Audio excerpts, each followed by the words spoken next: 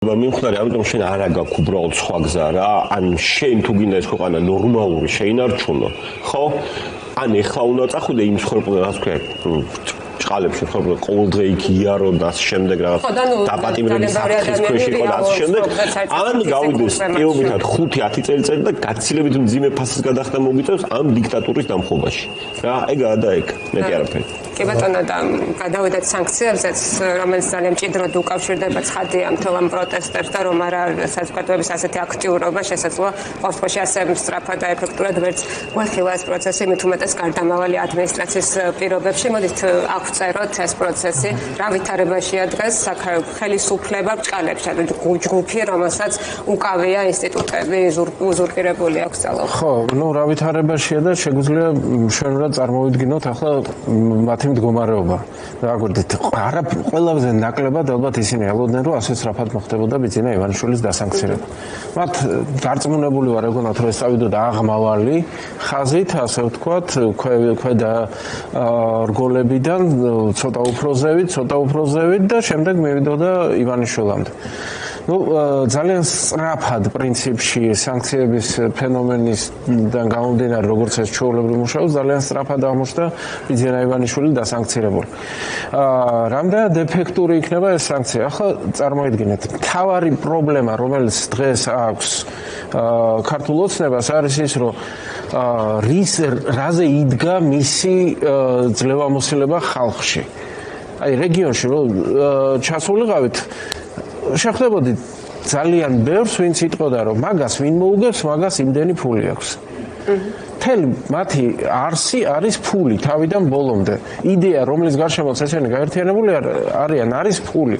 და აი ამ სიტუაციაში უცბად აი ამ ფულის წყარო მას მნიშვნელოვნად უმცირდება. სერიოზულად უმცირდება, მოდით ასე ვთქვათ, რადგანაც მისი ასე ვთქვათ ბიძინა ივანიშვილის ფინანსების ძალიან დიდი ნაწილი არის დასავლურ სამყაროში დაბანდებული. ამ ფორმით თუ იმ ფორმით. პროცესის დასაწყისი. თუმცა ისინი დიდი ხანია საუბრობენ, რომ სანქციებს ელოდებიან და ფაქტია, რომ მე განცდა, რომ ივანიშვილი რაღაც ფორმით ამ სანქციებისთვის მოემზადა, მათ შორის მას გასაგებია, რომ მისი ფინანსების რაღაც ნაწილზე და ჯერ არ ვიცით რა ნაწილია ეს, თომა შეეზღუდება, მაგრამ მას რჩება საკმარისი ფული იმისთვის, მას რჩება ამ ქვეყნის ეფექტური მართლობის იარაღები, რომ და მის ცხოვრების წესი ძალიან სპეციფიკურია, ალბათ ამაზე უნდა გავუშვათ ხაზი. ეს არ არის ადამიანი, რომელიც ბევრს მოგზაურობს, ეს არ არის ადამიანი, რომელიც რაღაც ხო? მისი იურისდიქცია მოცული არის, შეიძლება ითქვას, მისი სურვილებით სად უნდა ყოფნა. ახლა მის შვილებს თუ პრობლემა შეექმნებათ, არ მგონია დიდად ესეც ადარდებს. ანუ ხوار აი კი არ ვაზუიადებთ, მაგრამ ეს სწორად საზღვრავთ თუ არა სანქციების ეფექტს ამ კონკრეტულ პოლიტიკურ მომენტში. ხო, მაგრამ ჩვენ ხედავთ, რომ ეს სანქციები ისეთია, ეს არ არის ასე ვთქვათ შეუქცევადი რომ არის ისეთი სანქცია. ანუ ფაქტობრივად მას კიდევ დაუტოვეს გარკვეულწილად სავაჭრო სივრცე, რომ ჩვენ შენ ამ ფულს დაგიბრუნებ, თუ შენ დააბრუნებ ქვეყანას ნორმალურ დემოკრატიულ რეჟიმში და გადგები განზე ხელისუფლებისგან. ანუ მან შეიძლება ასე ვთქვათ დაკარგა რაღაცა თანხაზე წვდომა ახლა, არც ისე პატარაზე. და ამავდროულად რაც დარჩა ისიც ხომ არ არის მთლად ისე მიუწვდომელი ამ შემთხვევაში ამ ამერიკის შეერთებული შტატებისთვის და ევროკავშირისთვის.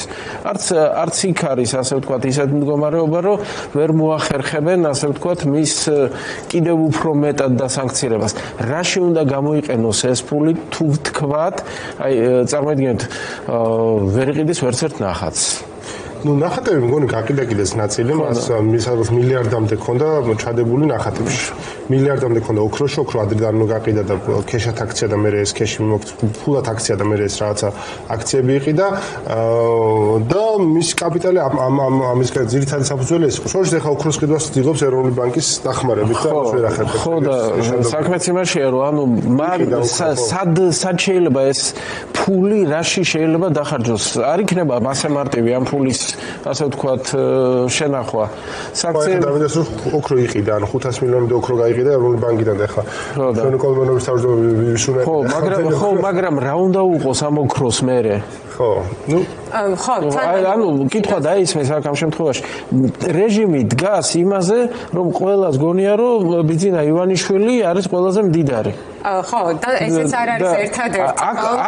აკლებს ამ თავარ იმას რეალურად დასახდას და შესაბამისად აღმოჩნდება ეს რომ მოსახლეობა იტყვის ესგაც დასანქცირებულია. კიდევ ერთი ბოძი აქვს მას საყრდენად, რომ ეს იყო ხელშეუხებელი, ეს იყო ბრძენი და რუსებთან და აი ამას რომ მან ყველაფერი იცის, ყველაფერს დაალაგებს და ვერ დაალაგავს. თუ ჩვენ ვამბობთ, რომ რეჟიმის ჩამოშლა მშვიდობიანი პროტესტის შედეგად არის ინსტრუმენტი საზოგადოების ხელში, მაშინ ამან წესით მნიშვნელოვნად უნდა ხო, ახმა ახლა იმ მოსახლეობაში, რომელიც ჩვეულებრივ ასე უყურებდა, ახმა ახლა ეს არ ყოფილა თურმე ყველაზე ჭკვიანი, ყველაზე ძლიერი ამ შემთხვევაში და ახლა ფულის პრობლემაც